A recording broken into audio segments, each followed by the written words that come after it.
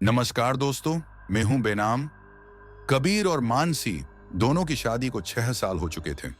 दोनों के बीच प्यार भी था, तकरार भी, लेकिन एक अटूट रिश्ता था जो उन्हें हमेशा जोड़ कर रखता था। कबीर को मानसी की मुस्कान दुनिया की सबसे प्यारी चीज लगती थी और मानसी को कबीर की बाहों में सुकून मिलता था, जो उसके साथ बिस्तर पर हमेशा रोज संबंध बनाते थे। लेकिन ये प्यार कब खौफ में बदल जाएगा, इसका अंदाजा दोनों को नहीं था। नासिक से लौटने वाली उस रात ने सब कुछ बदल दिया। मानसी कार से सही सलामत लौटी थी, पर उसके कपड़े मिट्टी और खून से सने थे। उसकी आंखों में प्यार की जगह अब एक अजीब नफरत हो चुकी थी।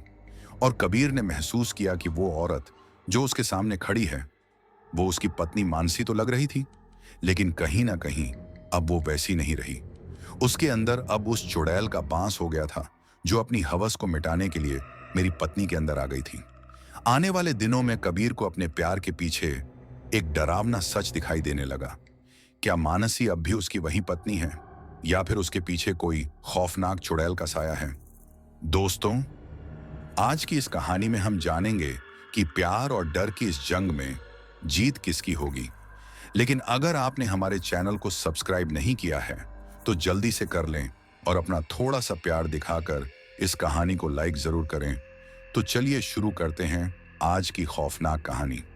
रात के 2 बज रहे थे और चारों तरफ खामोशी थी। हल्की हवा का शोर कोई यह बता देता है कि आप वहां अकेले नहीं हो। दिन भर दौड़ धाम करता हुआ शहर अंधेरा होते ही खामोशी की चादर ओढ़ लेता है। कबीर अपने कमरे में इधर से उधर टहल रहा था। रात के 2 बज रहे थे, लेकिन उसकी आंखों में नींद का कोई नाम और निशान नहीं था। वह बार बार अपनी घड़ी की तरफ देख रहा था, लेकिन घड़ी के कांटे उसका सुन ही नहीं रहे थे और लगातार आगे बढ़ रहे थे। उसने फिर से टेबल पर रखा हुआ अपना फोन उठाया और जल्दी से एक नंबर पर अपनी उंगली रख दी, जिसे वह पहले भी 20 बार दबा चुका था। पहले की तरह अभी भी वही आवाज आई कि आप जिस संपर्क करने की कोशिश कर रहे हैं, वह इस वक्त उपलब्ध नहीं है। समझ नहीं आ रहा है कि मानसी फोन क्यों नहीं उठा रही। उसे कहा था कि वह दिन के समय ही वहां से निकल जाए, उसे शाम को निकालने की क्या जरूरत थी। कबीर और मानसी की शादी 6 साल पहले हुई थी और शादी के 3 साल बाद दोनों मुंबई शिफ्ट हो गए थे। मानसी की बेस्ट फ्रेंड पूजा की शादी थी और कबीर के पास वहां जाने के लिए समय नहीं था। क्योंकि उसे छुट्टी नहीं मिली थी, इसलिए मानसी अकेले ही वहां चली गई थी। उसे ड्राइविंग का बहुत शौक था, इसलिए वह अपनी कार लेकर ही नासिक गई थी। 4 दिन से मानसी नासिक में ही थी और आज वह वापस आने वाली थी। मानसी का भाई संजय उसे छोड़ने आने वाला था, लेकिन अचानक उसकी तबीयत खराब होने के कारण मानसी मुंबई के लिए अकेले ही निकल गई थी।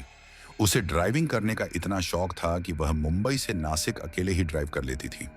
कबीर ने उसको पहले ही बोल दिया था कि वह दोपहर को ही निकल जाए, ताकि वह शाम तक मुंबई पहुंच जाए। लेकिन अभी रात के 2 बजे रहे थे और ना उसका कोई फोन आया था और ना ही कोई खबर।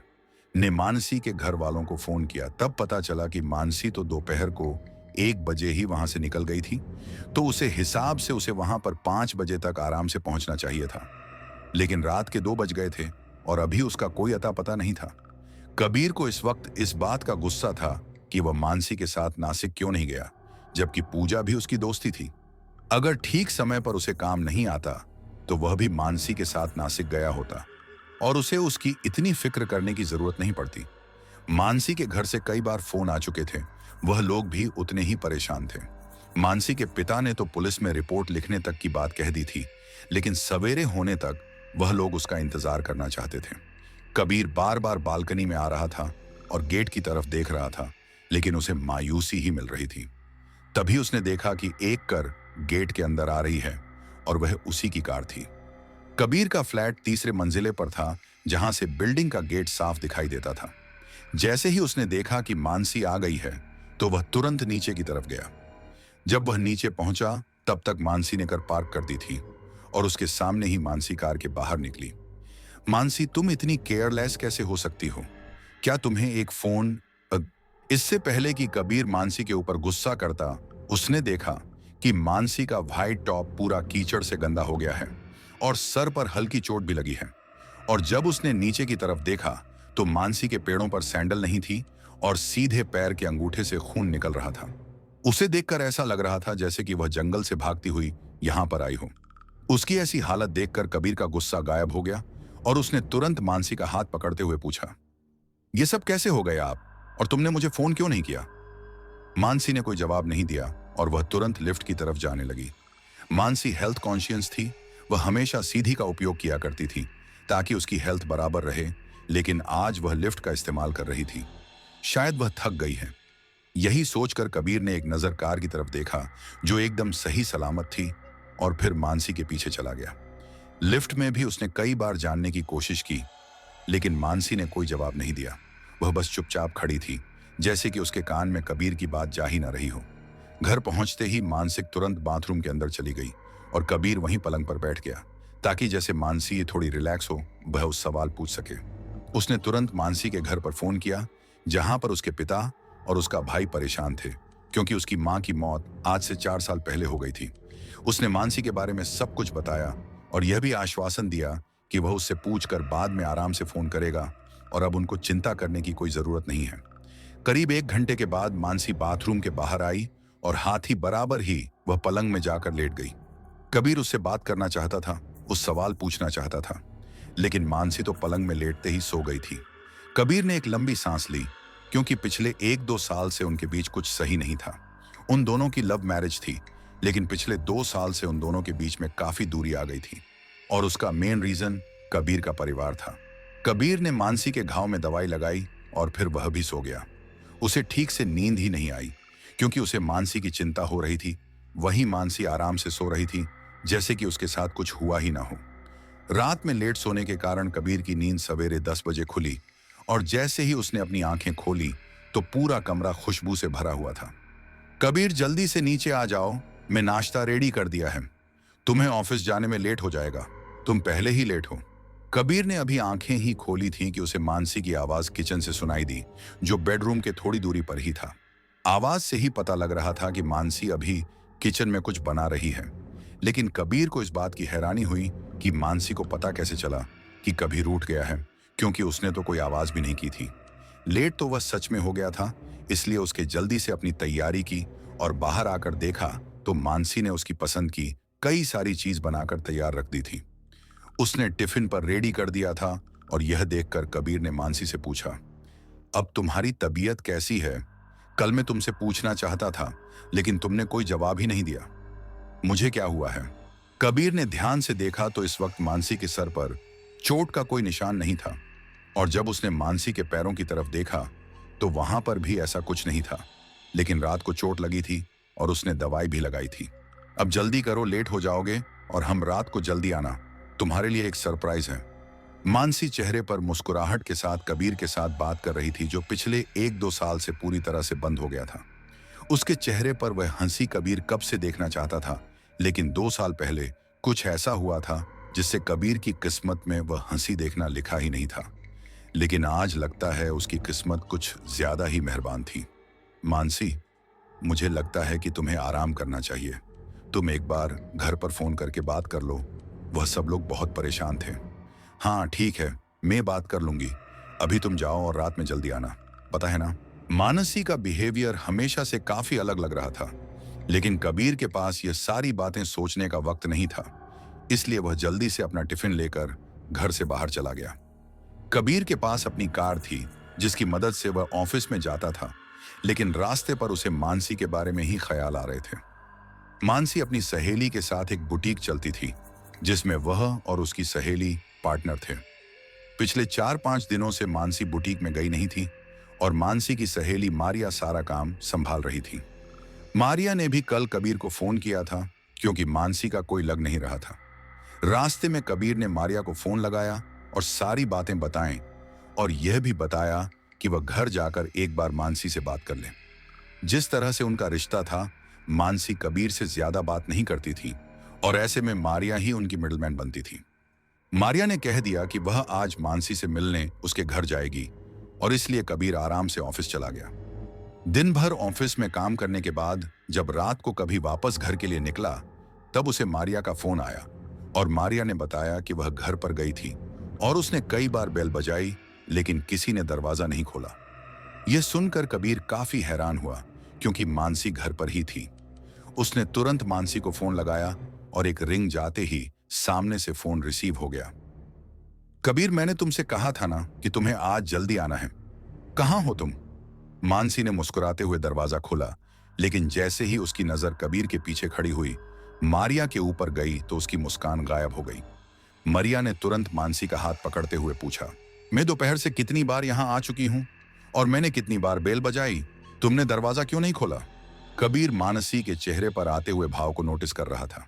मानसी मारिया से बात करते समय बिल्कुल भी खुश नहीं लग रही थी। ऐसा लग रहा था जैसे कि अगर उसे मौका मिले तो वह अभी मारिया को घर से बाहर निकाल दे। मानसी ने बिना कोई भाव के जवाब दिया, मुझे नींद आ गई थी और इसी वजह से मुझे कोई आवाज सुनाई नहीं दी। तभी मारिया को घर के अंदर से खुशबूदार खाने की सुगंध आई और उसने अंदर आते हुए पूछा, कोई खास दिन है क्या जो तुमने इतना अच्छा खाना बनाया है? मारिया टेबल पर रखे हुए खाने का ढक्कन खोल खोल कर देखने लगी। जी, मानसी को बिल्कुल अच्छा नहीं लगा। मारिया और मानसी एक दूसरे को पिछले 8 साल से जानते थे, क्योंकि दोनों ने एक ही कॉलेज से डिजाइनिंग की डिग्री हासिल की थी। इसलिए मारिया बेधड़क घर के अंदर आ जाया करती थी और इसके लिए मानसी को कभी बुरा भी नहीं लगा था। लेकिन आज कुछ अलग लग रहा था। अच्छा, तो मैं चलती हूँ। लगता है आज तुम दोनों का कुछ खास दिन है जो तुम मेरे साथ शेयर करना नहीं चाहते हो। यह सुनकर मानसी के चेहरे पर हल्की मुस्कान आई, लेकिन कबीर ने मारिया को रोकते हुए कहा, कम ऑन मारिया, तुम ऐसे बिना खाए कैसे जा सकती हो? तुम भी हमारे साथ खाना खाओ, फिर तुम अपने घर चली जाना। यह सुनकर मानसी कबीर की तरफ देखने लगे, लेकिन कबीर ने उसकी तरफ देखा तब नहीं और वह चेंज करने के लिए कमरे के अंदर चला गया। मरिया ने मानसी की तरफ देखा और उसके कंधे पर कोहनी से मारते हुए पूछा, सच बता आज क्या है? इसीलिए तूने सवेरे से दरवाजा नहीं खोला था कि कहीं मैं तुम दोनों के बीच में कबाब में हड्डी ना बन जाऊं, है ना? मानसी ने मारिया की तरफ देखा और अजीब सी मुस्कान के साथ कहा, कोई बात नहीं, तुम अभी खाना खा लो, हड्डी में बाद में निकाल कर फेंक दूंगी। मारिया को मानसी का जवाब काफी अलग लगा, क्योंकि मानसी इस तरह की बातें कभी नहीं करती थी। ऊपर से जिस तरह से मानसी उसे देख रही थी वह भी कभी वियर्ड था। इससे पहले कि मारिया कुछ और कहती तब तक कबीर वहां आ गया था और उन लोगों ने बातें करते हुए खाना खाया। कबीर और मारिया खाना खाते वक्त बातें कर रहे थे और एक दूसरे के साथ मजाक मस्ती कर रहे थे, क्योंकि मारिया कबीर के लिए उसकी साली की तरह थी। ऊपर से मानसिक की कोई बहन नहीं थी, इसलिए वह मारिया को मानसी की बहन ही समझता था। इसी वजह से वह दोनों कभी कभार मजाक मस्ती किया करते थे और इस बात के लिए मानसी को कभी बुरा भी नहीं लगा था। करीब 10 बजे तक मारिया उन दोनों से परमिशन लेकर अपने घर के लिए निकल गई। मारिया का घर उन दोनों के घर से ज्यादा दूर नहीं था, वहां से सिर्फ 2 किलोमीटर के बाद ही उसका घर आ रहा था। इसीलिए मारिया अपनी स्कूटी पर ही वहां पर आई थी। रात के 10 बजे थे और इस समय मुंबई हमेशा की तरह दौड़ता हुआ शहर था, लेकिन मारिया चीज शॉर्टकट से अपने घर जाती थी। वह काफी सुनसान था, क्योंकि वह घरों के बीच के निकलते हुए छोटी गलियों से अपने घर जाती थी। ऐसे ही एक गली से वह अपने घर की तरफ जा रही थी, तभी उसे अपने बीच रास्ते में एक लड़की खड़ी हुई देखी, जिसकी पीठ उसकी तरफ थी, इसलिए वह उसका चेहरा नहीं देख पा रही थी। मरिया ने अपनी स्कूटी वहीं खड़ी की और पोर्न बचाकर उसे वहां से हटाने के लिए कहा, लेकिन वह औरत बीच रास्ते में ही खड़ी थी और मारिया की बातों पर बिल्कुल ध्यान नहीं दे रही थी। अरे ओ मैडम, बीच में से हटी, कानपुर में हड़ताल है क्या? जब काफी समय तक वह औरत बीच में से नहीं हटी, तब मारिया ने गुस्से में अपनी स्कूटी एक तरफ खड़ी की और गुस्से में उसे औरत की तरफ जाने लगी। जाते वक्त वह उसे औरत को बुरा भला भी कह रही थी, लेकिन उसे औरत ने पलट कर उसकी तरफ देखा तक नहीं था। मारिया उसे औरत के एकदम नजदीक पहुंच गई थी और उसने उसे औरत के कंधे पर हाथ रखा और उसे जोर से अपनी तरफ मोड़ते हुए कहा, तुम्हें सुनाई नहीं दे रहा क्या कि मैं कब से तुम्हें आवाज दे रही हूं और तुम हो कि? मारिया ने जैसे ही उसे औरत को अपनी तरफ घुमाया, उसे औरत का पूरा शरीर हवा में गायब हो गया और उसके कपड़े नीचे गिर गए। वह औरत वहां से इस तरह से गायब हो गई थी जैसे कि वहां पर कोई था ही नहीं, और यह देखकर मारिया की बात अधूरी रह गई और हैरानी से उसका मुंह खुला का खुला रह गया। मरिया ने नीचे जमीन में देखा तो उसे औरत के कपड़े नीचे जमीन में गिरे हुए थे और अब उसके सामने कोई भी नहीं था। मारिया एक धार्मिक प्रकृति की लेडी थी और यह देखकर वह तुरंत समझ गई कि उसके सामने कोई साया था, और यह जानकर वह तुरंत वापस अपनी स्कूटी की तरफ गई। लेकिन जैसे ही उसने पीछे पलटकर देखा तो वह औरत उसी की स्कूटी के ऊपर बैठी हुई थी। मारिया को उसे औरत का चेहरा नहीं दिख रहा था, क्योंकि गली के बीच में वहां काफी कम रोशनी थी, लेकिन जिस तरह से वह उसे देख रही थी उसके इरादे हमारी आंखों कुछ अच्छे नहीं लग रहे थे। वह औरत हमारी आपकी स्कूटी में बैठकर बार बार उसका हैंडल घुमा रही थी और यह देखकर मारिया पीछे हटने लगी। मारिया समझ गई थी कि वह औरत क्या करना चाहती है, लेकिन इससे पहले कि वह वहां से एक कदम भी आगे निकल पाती, वह स्कूटी एकदम तेजी के साथ उसके नजदीक आई और उसके पैरों के ऊपर से चली गई। वह स्कूटी उसके दोनों पैरों के पंजे के ऊपर से चली गई थी और उसके दोनों पैर के पंजे पूरी तरह से कुछ ले जा चुके थे। वह इतनी जोर से चिल्लाई कि आजू बाजू के रहने वाले लोग बाहर आ गए और उसे तुरंत अस्पताल ले जाया गया। इन सब बातों से अनजान कबीर लैपटॉप पर कुछ काम कर रहा था। वही मानसी आईने के सामने बैठकर लगातार मुस्कुराए जा रही थी, क्योंकि आईने में देखकर ही उसने वह काम कर दिया था जो वह करना चाहती थी, लेकिन कर नहीं पा रही थी। अब मानसी ने एक राहत की सांस ली और अपनी जगह से उठकर खड़ी हो गई। उसने कबीर की तरफ देखा और तुरंत उसके पास पहुंच गई। उसने कबीर के हाथों से वह लैपटॉप हटा दिया और इससे पहले कि कबीर उसको कुछ कहता, मानसी ने अपने होंठ कबीर के होंठ के ऊपर रख दिए। यह सब देखकर कबीर बहुत हैरान हुआ, क्योंकि पिछले 6 महीने से दोनों के बीच में कोई फिजिकल रिलेशन नहीं हुआ था। लेकिन आज मानसी खुद सामने से उसकी तरफ आई थी। मानसी धीरे धीरे कबीर के ऊपर हावी होने लगी और कबीर भी अपनी सुध बुध खो बैठा। वह दोनों पति पत्नी थे और दोनों ने अपनी मर्जी से लव मैरिज की थी। भले ही इसके लिए उनको अपने घर वालों से काफी बातें सुननी पड़ी थी, लेकिन बाद में सब कुछ ठीक हो गया था। पिछले 2 सालों से कुछ ऐसा हुआ था जिससे उन दोनों के रिश्तों में दरार आ गई थी, लेकिन आज मानसी सामने से उसे दरार को भरना चाहती थी। आज कबीर मानसी का एक अलग ही रूप देख रहा था, जैसा उसने आज से पहले कभी नहीं देखा था। मानसी इन सब बातों में काफी शर्मीली थी, इसलिए कबीर को ही सब कुछ करना पड़ता था। लेकिन आज मानसी कबीर को कुछ करने का मौका ही नहीं दे रही थी, सब कुछ वहीं कर रही थी। लेकिन यह बात भी सच थी कि इन सब के कारण कबीर को पहले से ज्यादा आनंद मिल रहा था और वह इस बात को अच्छे से एंजॉय कर रहा था। रात किस तरह से बीत गई दोनों को पता ही नहीं चला और सवेरे कबीर काफी फ्रेश मन के साथ उठा। बिस्तर को देखकर उसे पिछले रात की सारी बातें याद आईं और उसके चेहरे पर बड़ी सी मुस्कान आ गई। जब वह तैयार होकर बाहर नाश्ते के टेबल में आया, तब मानसी उसे इस तरह से शर्मा रही थी जैसे कि पिछली रात को जो कुछ भी हुआ है वह पहली बार हुआ हो। कबीर ने मानसी को अपने पास बुलाकर अपनी गोद में बिठाया और उसके साथ प्यार भरी बातें करने लगा। लेकिन तभी कबीर का फोन बजा। कबीर ने देखा तो यह उसकी कॉलिग सुप्रिया का फोन था और उससे बात करना जरूरी था, क्योंकि वह सब लोग एक काफी महत्वपूर्ण टेंडर के ऊपर काम कर रहे थे। कबीर ने मानसी को अपने से दूर किया और फोन लेकर अपनी जगह से उठकर बातें करने लगा। बातें करते करते उसने अपना लैपटॉप निकाला और उसमें से कुछ बातें सुप्रिया को बताने लगा। उसने खाना पूरी तरह से इग्नोर कर दिया और यह सब कुछ देखकर मानसी को तेज गुस्सा आया। ठीक है, मैं बस अभी आता हूं। इतना कहकर कबीर ने फोन रखा और बिना नाश्ता किए हुए ही टिफिन उठाते हुए कहा, सॉरी मानसी, कुछ प्रॉब्लम आ गई है, मैं बाद में तुम्हें सब बताता हूं, अभी चलता हूं, बाय। इतना कहकर कबीर घर के बाहर चला गया, लेकिन मानसी का गुस्सा शांत होने का नाम नहीं ले रहा था। उसे सुप्रिया के ऊपर गुस्सा आ रहा था और उसने सोच लिया था कि अब उसे क्या करना है। कबीर के ऑफिस में आज कुछ ज्यादा ही काम था, क्योंकि जिस टेंडर के लिए वह लोग काम कर रहे थे उसमें कुछ परेशानी आ गई थी। उन लोगों ने मिलकर एक टेंडर तैयार किया था, लेकिन वह बातें लीक हो गई थी। लेकिन अभी तक यह पता नहीं चला था कि इन सब के पीछे किसका हाथ था और इन सब के चक्कर में कबीर मानसी को फोन नहीं कर पाया। मानसी गुस्से में अपने घर पर बैठी हुई थी, क्योंकि उसने 2-3 बार कबीर को फोन किया था, लेकिन उसने फोन नहीं उठाया था। और एक बार फोन जब उठा तो सामने सुप्रिया थी। सुप्रिया ने बताया था कि कबीर इस वक्त बहुत ज्यादा बिजी है और उसने कबीर से बात भी नहीं करवाई थी। मानसी अपने घर पर ही थी, तब उसके घर की डोरबेल बजी। मानसी ने जब दरवाजा खोलकर देखा तो बाहर उनकी पड़ोसन मिसेस तेजपाल थी, जो मानसी के साथ योगा सेंटर में जाया करती थी। उनके पास उनके पालतू कुत्ता था, जो मानसी को देखकर भौंकने लगा। उनका कुत्ता लैब्राडोर प्रजाति का था, लेकिन इस वक्त वह काफी छोटा था और उन्होंने उसे पत्ते से बांध कर रखा था, लेकिन फिर भी वह अपनी जगह से उछल उछल कर मानसी को देखकर भौंक रहा था। उनका कुत्ता टॉमी, जो हमेशा मानसी के साथ खेला करता था, वह आज उसे देखकर इस तरह से भौंक रहा था जैसे कि उसने कोई डरावनी चीज देख ली हो। यह काफी वियर्ड था। मानसी बिना कोई भाव के टॉमी को देख रही थी। मिसेस तेजपाल ने किसी तरह से टॉमी को संभाला और मानसी को देखकर पूछा, अरे मानसी, तुम तो नासिक गई थी। मुझे पता होता तो मैं कल ही तुम्हें योगा सेंटर लेने आ जाती। चलो अब जल्दी। मुझे कहीं नहीं जाना आप जो यहां से। मानसी ने उनको तुरंत मना कर दिया और दरवाजा उनके सामने ही बंद कर दिया, जो काफी अजीब था। मिसेस तेजपाल को कुछ समझ ही नहीं आया, क्योंकि मन से हमेशा हंसते हुए ही बात किया करती थी और इस तरह की हरकत तो उसने आज तक नहीं की थी।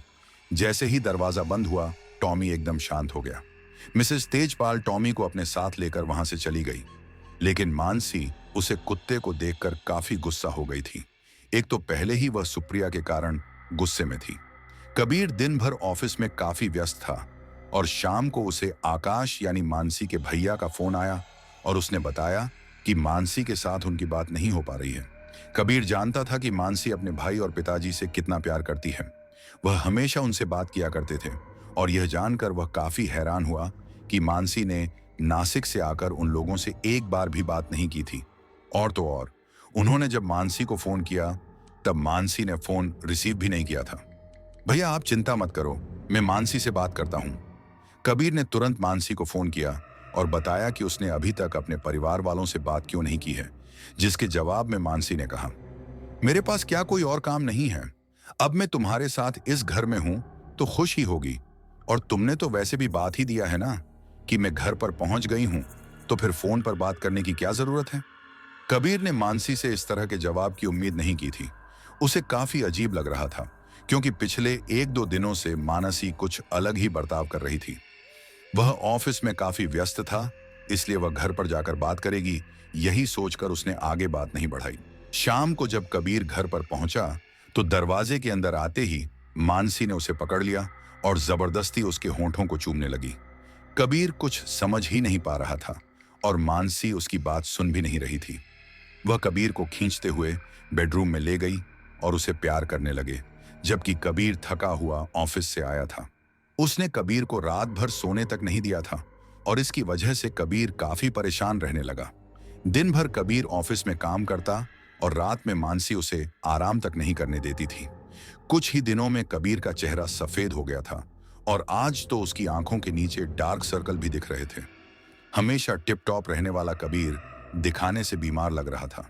घर की टेंशन और ऊपर से ऑफिस की परेशानियां ने उसकी इस हालत को और भी बिगाड़ कर रख दिया था। वह मानसी से बात करना चाहता था, लेकिन रात में जैसे ही कबीर घर जाता था, अपनी वासना में लग जाती थी। सवेरे तक कबीर थक जाता था। उसे समझ नहीं आ रहा था कि मानसी में अचानक यह बदलाव कहां से आ गया, और ऊपर से उसका बिहेवियर भी हमेशा से काफी अलग रहता था। मानसी के मायके से उसके पिता और भाई के फोन आते थे, लेकिन मानसी रिसीव ही नहीं करती थी और कबीर उससे मुझे सारी बातें बताना चाहता था। इस बात को कुछ दिन हो गए थे और कभी मानसी से कुछ बात कर ही नहीं पता था, क्योंकि मानसी उसे इतना वक्त देता ही नहीं थी। एक दिन उसने सोच लिया कि वह आज ऑफिस पर ही रहेगा और घर नहीं जाएगा, और यह बात उसने मानसी को भी फोन पर बता दी। रात में वह ऑफिस में काम ही कर रहा था, तब उसे मारिया का फोन आया और उसने बताया कि किस तरह से उसका एक्सीडेंट हो गया। दरअसल जब मारिया का एक्सीडेंट हुआ था, उसे समय उसका फोन टूट गया था और वह उसे हालत में नहीं थी कि कबीर या मानसी से कनेक्ट कर सके। मारिया सिंगल लेडी थी। शादी के बाद उसके पति का देहांत हो गया था और उनके कोई बच्चे भी नहीं थे। 2 दिन के बाद उसे आराम मिला था और उसने मानसी को फोन किया तो उसने रिसीव नहीं किया था, इसीलिए उसने कबीर को फोन किया था। मारिया की ऐसी खबर सुनकर कबीर तुरंत घर के लिए निकल गया, क्योंकि वह मानसी को लेकर मारिया के घर जा रहा था, जहां पर वह अब हॉस्पिटल से डिस्चार्ज होकर पहुंच गई थी। ऑफिस से घर तक पहुंचने में उसे रात के 12 बज गए थे और वहां का एरिया लगभग सुनसान हो गया था। बिल्डिंग में पहुंचकर उसने अपनी कार पार्क की और ऊपर जाने लगा, जहां पर इस वक्त पूरी तरह से सन्नाटा था। उसने लिफ्ट का बटन दबाया, लेकिन लिफ्ट इस वक्त काम नहीं कर रही थी। इस वजह से वह सीढ़ियों से ऊपर जाने लगा। वह तीसरे मंजिले पर पहुंचा था, तब उसे कुछ अजीब आवाजें आने लगी। ऐसा लग रहा था जैसे कि कोई हड्डियों को चबा रहा हो। यह काफी अजीब आवाज थी जो सुनने में काफी घिनौनी लग रही थी, लेकिन कबीर को यह समझ नहीं आ रहा था कि आवाज ये कहां से रही है। तभी उसे लगा कि ऊपर जाने वाली सीढ़ियों के पास कोई झुककर बैठा हुआ है और आवाज भी वहीं से आ रही थी। कौन है वहां पर? तुम कर क्या रहे हो? कबीर की आवाज आते ही वह अजीब सी आवाज बंद हो गई। कबीर धीरे धीरे उसे परछाई की तरफ जाने लगा। क्योंकि वहां पर अंधेरा था, इसलिए वह कौन था यह ठीक से दिख भी नहीं रहा था। कबीर जैसे ही वहां पर पहुंचा तो उसे परछाई ने कबीर को उससे दूर धकेल दिया। इससे पहले कि कबीर खुद को संभाल पाता, वह परछाई वहां से हवा में गायब हो गई थी। कबीर ने अपने आसपास देखा, लेकिन उसे वहां कुछ नहीं दिखा, इसलिए वह वहां से अपने घर पर आ गया। इससे पहले कि वह नॉर्मल बच्चा था, दरवाजा मानसी ने खोल दिया। मानसी पसीने से भीगी हुई थी और काफी परेशान लग रही थी। यह देखकर कबीर ने पूछा, तुम्हें क्या हो गया? तुम्हें कैसे पता कि मैं आया हूं? मानसी ने अपने बिखरे बालों को ठीक किया और कहा, वह मैंने तुम्हें बालकनी से देख लिया था। कबीर अंदर आया और उसने मानसी को मारिया के बारे में बताया। कबीर को लग रहा था कि यह सुनकर मानसी परेशान होगी, लेकिन उसके चेहरे पर कोई भाव दिखाई नहीं दिए। मानसी ने अपने बेडरूम की तरफ जाते हुए कहा, मुझे नींद आ रही है, मैं सो रही हूं। हम कल सवेरे मारिया को देखने चले जाएंगे। कल तुम्हें छुट्टी है ना? दूसरे दिन शनिवार था और उसे दिन कबीर को छुट्टी थी, इसलिए कवि ने भी यही सही समझा कि वह दूसरे दिन मारिया से मिलने के लिए चले जाए। कबीर भी फ्रेश होकर बेडरूम में पहुंचा तो तब तक मानसी सो गई थी। आज हमारे सीने हमेशा की तरह कबीर को बिल्कुल परेशान नहीं किया, इसलिए कभी भी आज आराम से सोया। दूसरे दिन वह लोग हमारे यहाँ से मिलने के लिए उसके घर गए और साथ में कुछ फ्लावर और फ्रूट भी लेकर गए। मारिया के दोनों पंजे बुरी तरह से कुछ ले गए थे और यह देखकर कबीर काफी हैरान हुआ, क्योंकि कोई इस तरह से किसी को कैसे कुचल सकता था। मारिया, क्या तुमने पुलिस कंप्लेंट की? उसी दिन हॉस्पिटल में कर ली थी, लेकिन कुछ पता ही नहीं चला। वहां पर कोई सीसीटीवी नहीं था और मैं भी उसका चेहरा अंधेरे में नहीं देखा। मानसी वहां जाकर चुपचाप बैठ गई थी। उसने मारिया से कोई सवाल नहीं किया और न ही उसकी इस हालात पर कोई दुख जताया। मारिया ने मानसी की तरफ देखा और कहा, मानसी, तुमने बुटीक को एक दिन के लिए भी नहीं खोला? मुझे लगा था कि तुमने बुटीक खुला होगा। मानसी ने कुछ देर तक मारिया की तरफ देखा और फिर कहा, माफ करना, मेरी भी तबीयत ठीक नहीं थी, मैं कल खोल दूंगी। मानसी जिस तरह से मारिया को इग्नोर कर रही थी उसे बिल्कुल अच्छा नहीं लग रहा था, लेकिन उसने ऐसा कुछ भी नहीं जताया। कभी कबीर को फिर से सुप्रिया का फोन आया। वो बात करने के लिए बाहर चला गया। कबीर जैसे ही वहां से गया, मानसी ने मारिया की तरफ देखा और फिर से वही अजीब मुस्कान के साथ कहा, मारिया, तुम्हें याद है मैंने उसे दिन तुमसे क्या कहा था? मारिया मानसी का अचानक बदला हुआ रवैया देखकर हैरान हो गई। अब तक तो वह चुपचाप शांति से बैठी हुई थी और जैसे ही कबीर बाहर गया, उसका तो रूप ही बदल गया। हड्डी की कबाब के बीच में नहीं आना चाहिए, वरना उसे निकाल कर फेंक दिया जाता है। तुम सही सलामत हो ये जानकर खुशी मनाओ और फिर बीच में कभी आने की कोशिश मत करना, वरना तुम्हारी हड्डी का भी। मानसी ने जानबूझकर अपनी बात अधूरी छोड़ दी और उसके आगे वह बस मारिया को देखकर मुस्कुराती रही। मारिया यह तो समझ गई थी कि मानसी उसे धमकी दे रही है, लेकिन वह ऐसा क्यों कर रही है वह उसे समझ नहीं आ रहा था। मानसी को पता नहीं था कि उसकी यह बात कभी नहीं सुन ली थी और उसे भी मानसी का यह बिहेवियर काफी अजीब लगा था। जब वो लोग वापस अपनी बिल्डिंग में गए तो उन्होंने देखा कि मिसेस तेजपाल के घर से रोने की आवाज आ रही थी। उनका घर कबीर के घर के 2 नंबर आगे ही था। जब कबीर ने दरवाजा खोला तो मिस्टर तेजपाल काफी परेशान खड़े थे। जब कभी नहीं इसका कारण पूछा तो मिस्टर तेजपाल ने बताया, टॉमी 2-3 दिन से काफी अजीब बिहेव कर रहा था। हमने उसको डॉक्टर को भी दिखाया था, लेकिन डॉक्टर ने तो सब कुछ नॉर्मल बताया, लेकिन पिछली रात से वह गायब था और जब हमने हर जगह ढूंढा तब हमें उसकी डेड बॉडी ऊपर जाने वाली सीढ़ी के पास मिली। उनका यह जवाब सुनकर कबीर को पिछली रात की बात याद आई, जब उसने किसी परछाई को वहां पर बैठा हुआ देखा था, लेकिन उसने वहां किया था, ये चेक नहीं किया था। उसने ये बात मिस्टर तेजपाल को बताई और फिर वह दोनों वहां से तुरंत सोसाइटी ऑफिस में गए सीसीटीवी में देखने के लिए। मिस्टर तेजपाल वैसे तो इन सब बातों में विश्वास नहीं करते थे, लेकिन उन्होंने टॉमी की डेड बॉडी अच्छी थी और उसे देखकर ही पता लग रहा था कि उसके शरीर के कुछ हिस्सों को निकाल कर खाया गया था। ऊपर से जिस तरह की बातें कबीर ने की थी, उनका भरोसा हो गया था कि यहां पर कुछ गड़बड़ है। बिल्डिंग के सेक्रेटरी बिजॉय चैटर्जी के पास सीसीटीवी रूम का एक्सेस था, तो वह भी उनके साथ वहां पर आ गए थे, लेकिन सीसीटीवी में ऐसा कुछ भी नहीं दिखा रहा था। सीसीटीवी में कुछ चीज एकदम ब्लर थी, जैसे कि उस समय कैमरे के सामने कोई धुंध आर पार हो गई हो। वहां पर सिर्फ टॉमी भागता हुआ देखा था और वह भागकर उसे सीढ़ी के नीचे छप गया था। कुछ देर के बाद उसके मेरे में भी वैसे ही धुंध छा गई थी और कुछ भी नहीं लिखा था, और वहां सब कुछ तब साफ हुआ जब कबीर नीचे गिर गया था। कबीर ने यह बात बिजॉय चटर्जी को भी बताई और वह इन सब बातों में मानते थे और उन्होंने यही निष्कर्ष निकला कि यहाँ पर कुछ गड़बड़ है। उन्होंने बताया कि वह सीसीटीवी को अच्छे से चेक करके बताएंगे। यह कहकर वह उसे समय की फुटेज अपने साथ पेन ड्राइव में लेकर वहां से चले गए। कबीर जैसे ही घर के अंदर आया, मानसी ने क्या हुआ ये पूछा तो कबीर ने सारी बातें बता दी। दिन सामान्य बीता और रात में आज भी मानसी ने कबीर को परेशान नहीं किया और वह दोनों सो गए। Secretary Bijoy Chatterjee study room में बैठे हुए थे क्योंकि उनकी पत्नी बेडरूम में सो रही थी और वह उनको डिस्टर्ब करना नहीं चाहते थे।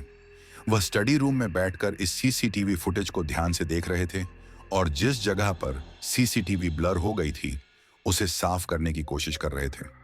उन्होंने काफी देर इस पर काम किया, तब जाकर वह फुटेज कुछ साफ हुई। फिर भी ठीक से वह साफ नहीं थी और उनकी उसे औरत का चेहरा साफ नहीं दिख रहा था, लेकिन यह चीज कंफर्म हो गई थी कि सीसीटीवी में वह धुंधली परछाई कबीर के फ्लैट से ही निकली थी, क्योंकि वहीं से वह फुटेज धुंधली थी। उन्होंने तुरंत कबीर को फोन लगाया। अभी एक रिंग ही गई थी कि कबीर का फोन रिसीव हो गया। कबीर, तुम्हारे फ्लैट में कोई परेशानी है। तुम्हारी फ्लैट से ही सीसीटीवी फुटेज में प्रॉब्लम शुरू होती है और जब वह प्रॉब्लम सॉल्व हुई तब तुम्हारे कमरे का दरवाजा बंद हो रहा था।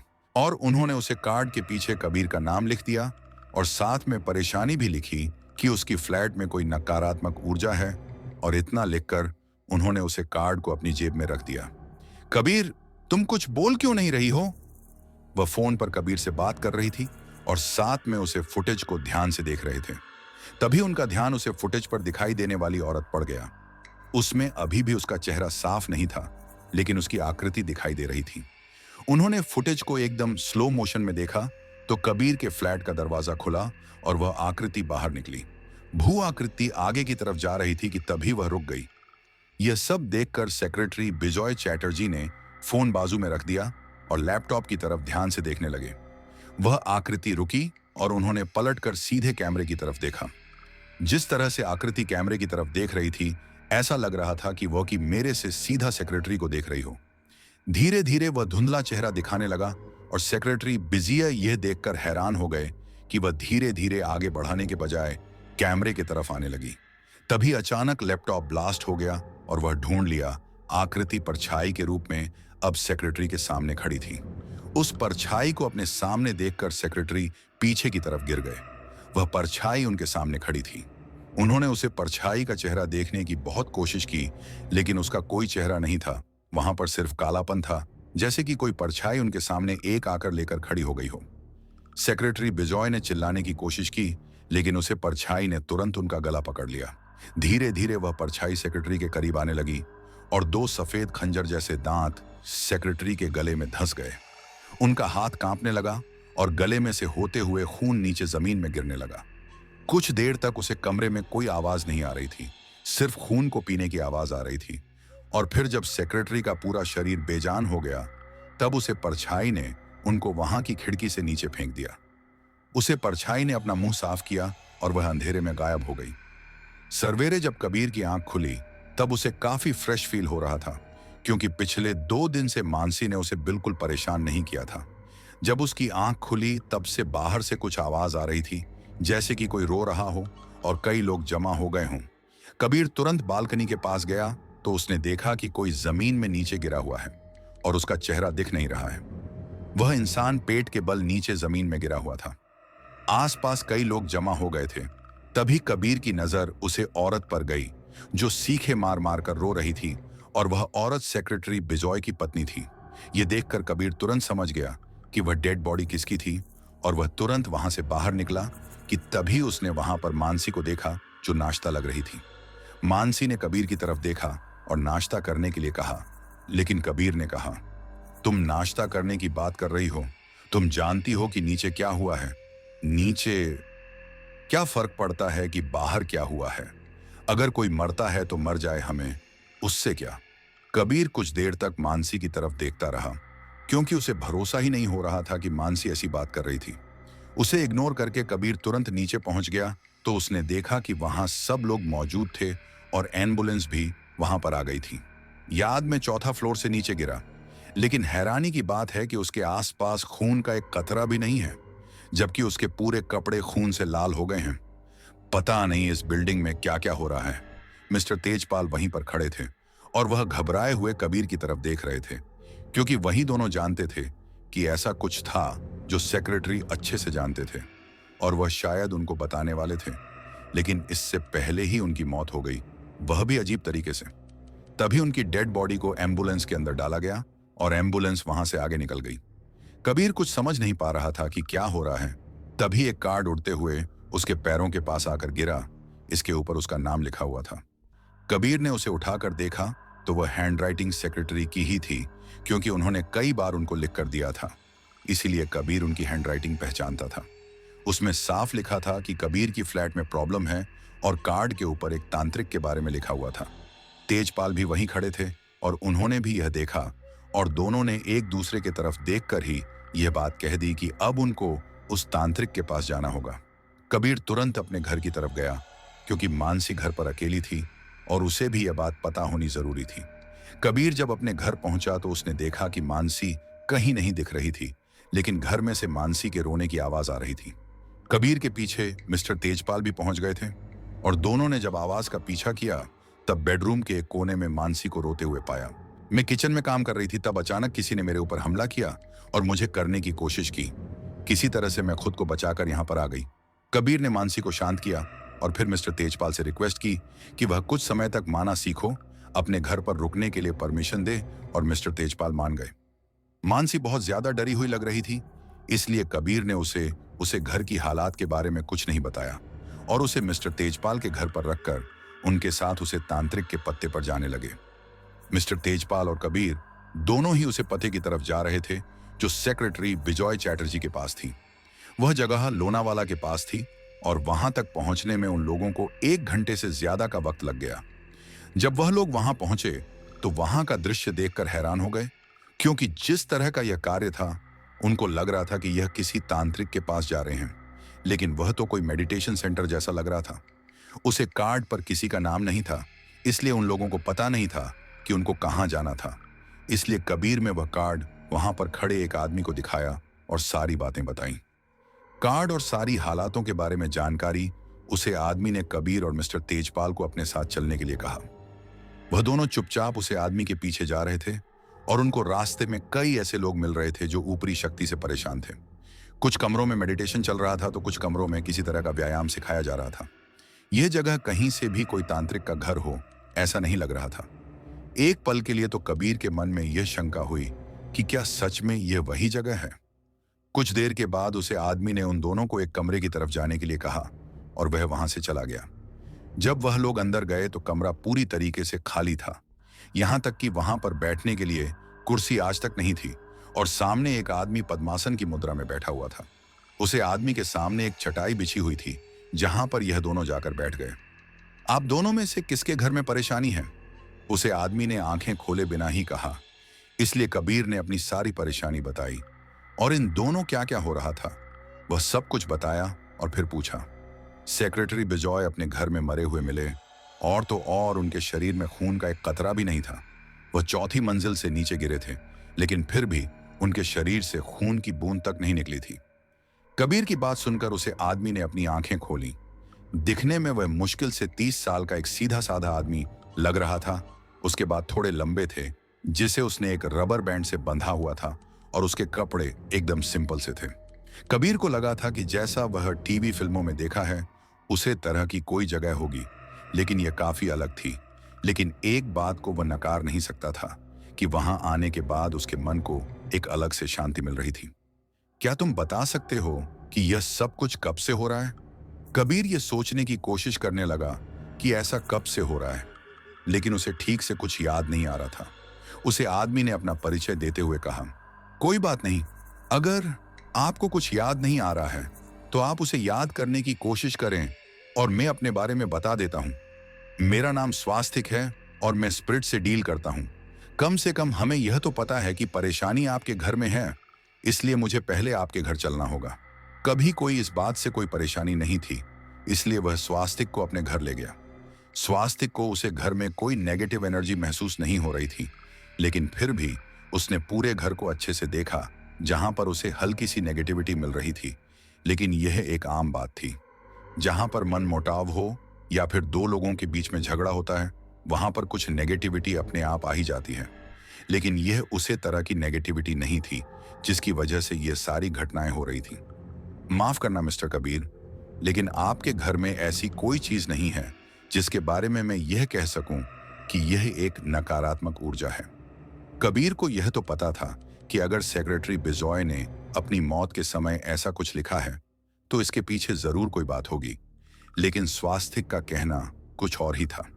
ऐसा जरूर हो सकता है कि किसी चीज के साथ वह नेगेटिव एनर्जी आपके घर आ गई हो, और वह चीज यहां से चले जाने के बाद वह एनर्जी भी यहां से चली गई ही, क्योंकि इस वक्त तो यहां पर कोई ऐसी चीज नहीं है जो खतरनाक हो सकती है।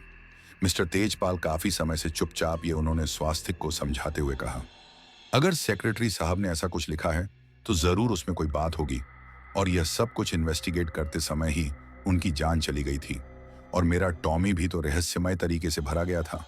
उसके शरीर के हिस्सों को खाया गया था, उसके दिल और कलेजे को अपनी जगह से निकाल लिया गया था, और उसकी हड्डियां इधर उधर बिखरी हुई थी। क्या यह कोई आम बात है? उनको इस बात की चिंता थी कि ऐसा किसी इंसान के साथ हुआ तो वह क्या करेंगे। स्वास्तिक को ही समझ आ गया था कि कुछ गड़बड़ तो है, लेकिन इस जगह में ऐसी कोई बात नहीं थी। आखिर उन लोगों के इंसिस्ट करने पर स्वास्तिक ने अपने पास से एक सफेद पाउडर निकाला और वहां पर एक कांच के कटीरे में रखकर उसे कबीर के हाथ में देते हुए कहा, देखो, मुझे यहां पर कोई नकारात्मक ऊर्जा महसूस नहीं हो रही है, लेकिन आप इतना कह रहे हैं तो मैं आपको यह दे रहा हूं। यह पवित्र स्क है, और जब तक ये जिस जगह पर है उसे जगह के आसपास कोई भी नकारात्मक ऊर्जा नहीं आ सकती। इसे आप अपने घर पर रख दीजिए। इससे अगर कोई नकारात्मक ऊर्जा अंदर है तो वह चली जाएगी, और अगर वह चली गई है तो वह वापस नहीं आ पाएगी। इतना कहकर स्वास्तिक ने अपना पर्सनल नंबर कबीर और मिस्टर तेजपाल को दिया और बताया कि अगर ऐसा कुछ होता है तो वह उनको वहां पर कांटेक्ट कर सकते हैं और तुरंत यहां पर आ जाएंगे। इतना कहकर स्वास्तिक वहां से चला गया। स्वास्तिक को उसे घर में ऐसा कुछ भी महसूस नहीं हुआ था, लेकिन कबीर को अब उसे घर में काफी खुला खुला महसूस हो रहा था। ऐसा लग रहा था जैसे कि वहां से कोई भारी चीज चली गई हो। पिछले कुछ दिनों से उसे अपने घर में घुटन महसूस होती थी। ऐसा लगता था कि वहां की हवा काफी भारी हो गई है, और हमेशा एक तरह की मायूसी उसके सर पर रहती थी, लेकिन आज ऐसा कुछ भी महसूस नहीं ही रहा था। अब जबकि वहां पर कोई परेशानी नहीं थी तो कबीर ने मानसी को घर पर चलने के लिए कहा। कबीर ने देखा कि मिसेस तेजपाल मानसी को अजीब नजरों से देख रहे थे, जैसे कि वह उसे जानते ही ना हो। कबीर ने उन बातों पर गौर नहीं किया और मानसी को अपने घर पर चलने के लिए कहा। मानसी तुरंत राजी हो गई और वह दोनों अपने घर चले आए। कबीर ने अभी अपनी फ्लैट का दरवाजा खोला और अंदर कदम रखा ही था कि मानसी वहीं पर खड़ी रह गई। कबीर ने उसे अंदर चलने के लिए कहा, लेकिन मानसी अंदर आने के लिए तैयार ही नहीं थी। उसे देखकर ऐसा लग रहा था जैसे कि वह किसी चीज से डर रही हो और अंदर आने की उसकी हिम्मत ही ना हो रही हो। कबीर ने उसका हाथ पकड़कर अंदर खींचने की भी कोशिश की, लेकिन मनुष्य ने उसे इतनी जोर से धक्का दिया कि कबीर दूर जाकर गिरा। मानसी अंदर आने के लिए बिल्कुल तैयार नहीं थी, बल्कि वह अपनी जगह पर खड़ी होकर रोने लगी थी।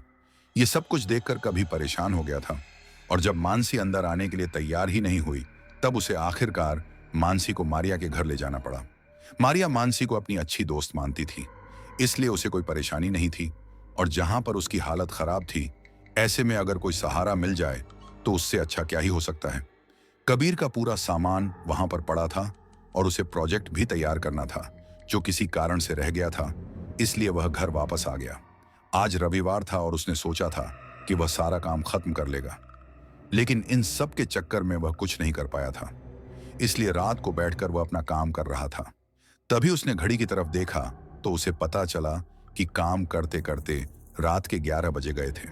जब उसे समय का ध्यान हुआ तब उसे लगा कि उसे शायद भूख लग रही है, इसलिए वह किचन में चला गया जहां पर कुछ चीज मानस ने पहले ही रखी हुई थी। सवेरे का नाश्ता अभी भी फ्रिज में रखा हुआ था, जिसे गर्म कर कर खाने के बारे में कबीर ने सोचा। इस वक्त उसे कुछ बनाने की इच्छा नहीं हो रही थी और वह ऑनलाइन ऑर्डर करके आधा घंटा वेट भी करना नहीं चाहता था। उसने वही नाश्ता गर्म करने के लिए रखा और साथ में दूध और ब्रेड भी निकाल लिया। वह किचन में यही सारा काम कर रहा था, तब उसे ऐसी आवाज आई जैसे कि कोई कांच पर अपना नाखून रगड़ रहा हो। उसे इस आवाज से काफी इरिटेशन महसूस हो रही थी, लेकिन अपने आसपास देखने के बाद भी ऐसी कोई जगह नहीं थी जहां से ये आवाज आ रही हो। धीरे धीरे ये आवाज इतनी तेज हो गई कि कबीर ने अपने दोनों हाथ अपने कान के ऊपर रख दिए, लेकिन यह आवाज अभी भी आ रही थी। वह उसे आवाज का पीछा करते हुए अपने बेडरूम में पहुंचा, लेकिन बेडरूम में कोई भी मौजूद नहीं था। वह वहां से वापस जाने ही वाला था कि उसकी नजर बेडरूम की खिड़की पर गई, जहां पर उसे किसी का हाथ दिखाई दिया और वही हाथ अपने नाखून से खिड़की को खोलने की कोशिश कर रहा था। रात का वक्त था और बाहर अंधेरा था, इसलिए कबीर को ठीक से कुछ नहीं दिखा, लेकिन वह हाथ काफी डरावना लग रहा था क्योंकि उसके नाखून नुकीले और लंबे थे। यह देखकर कबीर डर गया और पीछे हट गया, लेकिन उसे इस बात का भरोसा था कि कोई भी नकारात्मक ऊर्जा अब घर के अंदर नहीं आ सकती। लेकिन फिर भी यह आवाज उसे काफी परेशान कर रही थी। उसके तुरंत अपने कान बंद किया और अपना मोबाइल ढूंढने लगा, लेकिन उसका मोबाइल बेडरूम के अंदर था।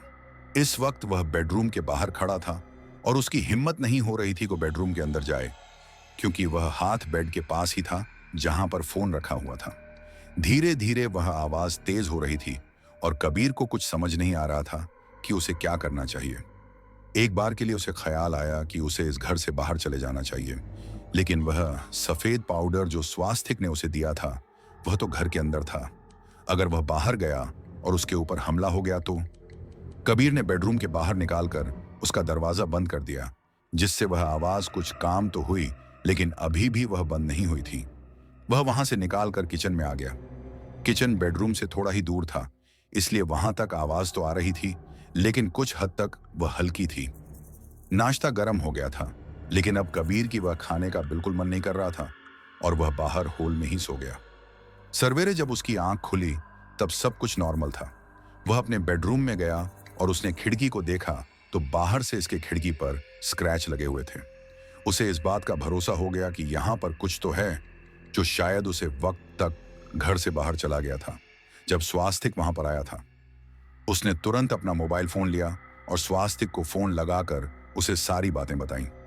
सारी बातें सुनने के बाद स्वास्तिक ने कहा कि वह कल फिर से घर पर आएगा, लेकिन उसे घर में रहने वाला हर सदस्य वहां पर चाहिए, जिससे कि वह यह जान सके कि किसके सर पर मुसीबत है। कबीर इस बात के लिए राजी हो गया और वहां से ऑफिस चला गया। आज फिर से उसे काफी थकावट महसूस हो रही थी, क्योंकि पिछली रात को वह ठीक से सो नहीं पाया था, लेकिन फिर भी उसने अपना काम अच्छे से पूरा किया। वहां से वापस आते समय सुप्रिया भी उसके साथ थी, क्योंकि उन दोनों का घर एक ही रास्ते पर था और आज सुप्रिया की कार खराब हो गई थी। कबीर, क्या हम आज भी होटल में जाएं? सुप्रिया ने अपनी गर्दन कबीर के कंधे पर रखते हुए कहा। कबीर ने सुप्रिया को अपने से दूर किया और कहा, देखो, उसे दिन जो कुछ भी हुआ था वह सब कुछ नशे में हुआ था, इसलिए उसे भूल जाओ तो ही अच्छा है। उसे एक गलती की वजह से मैं अपनी पत्नी से काफी दूर हो गया हूं और 2 साल होने के बाद भी हम दोनों के बीच में वह पहले वाला रिश्ता नहीं रह पाया है। उतना कुछ होने के बाद भी मानसी में मुझे काम छोड़ने के लिए दबाव नहीं बनाया, यही बड़ी बात है। सुप्रिया को कबीर की यह बात बिल्कुल अच्छी नहीं लगी। उसे तो लगा था कि कबीर फिर से उसके साथ टाइम स्पेंड करना चाहता है, इसलिए उसने उसे अपने साथ चलने के लिए कहा। लेकिन कबीर ने इस बात का खुलासा करते हुए कहा, ऑफिस से निकलते समय सिर्फ हम दोनों ही बचे थे, इसलिए मैंने तुम्हें साथ चलने के लिए कहा, और वैसे भी तुम्हारा घर रास्ते में ही आता है, इसलिए प्लीज तुम ज्यादा कुछ मत सोचो। सुप्रिया खुद एक शादीशुदा औरत थी, लेकिन फिर भी वह कबीर को पसंद करती थी। इस बात की भनक कबीर को तब लगी जब 2 साल पहले एक पार्टी में शुक्रिया ने उसके नशे में होने का फायदा उठाया था। उसे वक्त ऑफिस की एनुअल पार्टी थी, जहां पर कबीर ने उसे ज्यादा ही ड्रिंक कर लिया था और वह पूरे नशे में था। सुप्रिया ने उसे वक्त यही कहा था कि उन दोनों का घर एक ही रास्ते में है, इसलिए वह कबीर को घर छोड़ देगी। घर जाने के बजाय सुप्रिया कबीर को अपने साथ उसके घर लेकर गई थी, जहां पर उसके पति बाहर गए हुए थे। सुप्रिया कबीर को अपने बेडरूम में ले गई और उसने उसे सेड्यूस किया। उसने कबीर की चूमना शुरू कर दिया था और कबीर भी नशे में होने की वजह से अपना होश खो बैठा था। दोनों अपनी हदें तोड़कर आगे बढ़ चुके थे। दूसरे दिन जब कबीर को इस बात का एहसास हुआ, तब उसने सुप्रिया से दूरी बनाने का फैसला कर लिया था, लेकिन फिर भी वह उसके करीब आती थी गई। दोनों एक दूसरे के करीब आ गए और जब भी उनका समय मिलता है वह दोनों एक दूसरे के साथ समय बिताने लगे। वह दोनों कई बार ओवरटाइम का बहाना बनाकर होटल में मिला करते थे और अपनी हवस मिटाया करते थे। आज भी सुप्रिया कबीर को होटल में चलने के लिए ही कह रही थी, लेकिन अब कबीर उससे दूरी बनाने का सो चुका था। बड़ी मुश्किल से कबीर और मानसी के बीच में सब कुछ ठीक हो रहा था, तो फिर से इस तरह की गलती करके वह बिगाड़ना नहीं चाहता था। सुप्रिया कबीर के साथ जबरदस्ती करने लगी कि वह उसे होटल लेकर जाए, लेकिन तभी सुप्रिया ने सामने देखकर जोर से ब्रेक करने के लिए कहा। कबीर ने जब सामने देखा तो करके एकदम सामने मानसी खड़ी थी, जिसे देखकर कभी नहीं जोर से ब्रेक मार ली। इन सब से कबीर और सुप्रिया की आंखें जोर से बंद हो गईं, क्योंकि उन दोनों को ही कार से किसी के टकराने की आवाज आई थी और सामने सिर्फ मानसी अकेली ही थी। ऐसा लग रहा था जिससे कि कबीर ने मानसी को कर से टक्कर मार दी हो। जब उन दोनों ने सामने देखा तो सामने कोई भी नहीं था। इसका मतलब यह था कि उन्होंने सच में मानसी को टक्कर मार दी थी। लेकिन तभी जिस तरफ कबीर बैठा हुआ था, उसे तरफ के कांच के बाहर से हाथ मारने की आवाज आई। जब उन दोनों देखा तो वहां पर मानसी खड़ी थी, वह भी बिना कोई नुकसान के। वह कार पर हाथ मारकर कबीर को कांच नीचे करने के लिए कह रही थी। कबीर के साथ सुप्रिया भी डर गई थी, क्योंकि उसे भी यही लगा था कि उन दोनों ने मानसी को मार डाला है, लेकिन वह तो एकदम सही सलामत खड़ी थी। कबीर ने कार का कांच नीचे किया तो मानसी ने गुस्से में कहा, तुम क्या मुझे मारना चाहते हो? वह तो अच्छा हुआ कि मैं साइड में हो गई थी, वरना तुम तो मुझे मार ही देते।